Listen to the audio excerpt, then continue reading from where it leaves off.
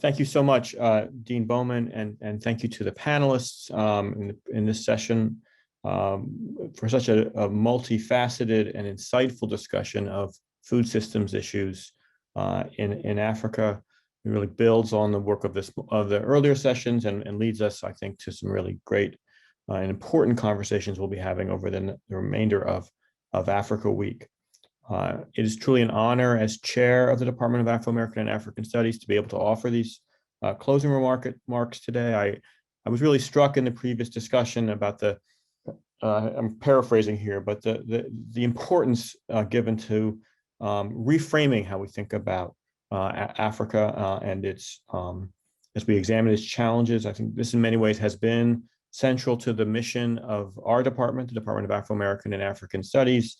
Since its founding in 1970, we are an interdisciplinary department committed to scholarship and teaching on Black and African descended communities across the globe. We have been a site of vibrant scholarship on Africa, as I say, since our founding, with the likes of our leading professors from our early years, like Professor Niyara Sudakasa and Professor Ali Mazrui. We currently have faculty of nearly 20 African studies scholars, social scientists, and humanities professors, and a long-standing collaboration with the African Studies Center since its founding in 2008 under the leadership of one of our faculty members, Professor Kelly Askew. I wanted to just highlight that 3 of our central collaborations with the African Studies Center, I think because they speak to the spirit of the final question in the previous panel about the role that the higher education can play in addressing the kinds of issues we've been discussing and we'll be discussing all week.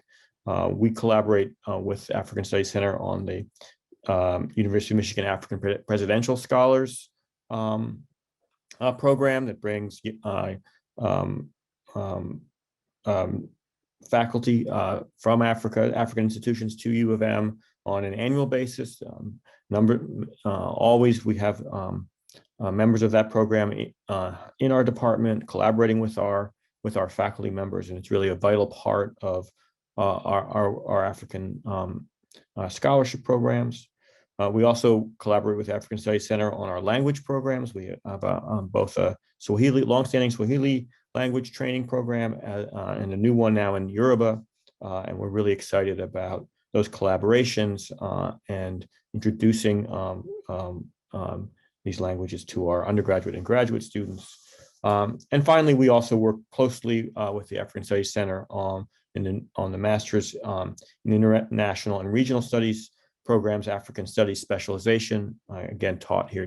Many of our faculty members teach classes in the program, work as advisors, and the such. And so it's really a vital component of what we do to work with African Studies Center, and therefore my great pleasure to celebrate the first day of Africa Week and to look forward to its continued vital discussion. So we'll see you all tomorrow, and thanks again for joining us today in this first day of Africa Week.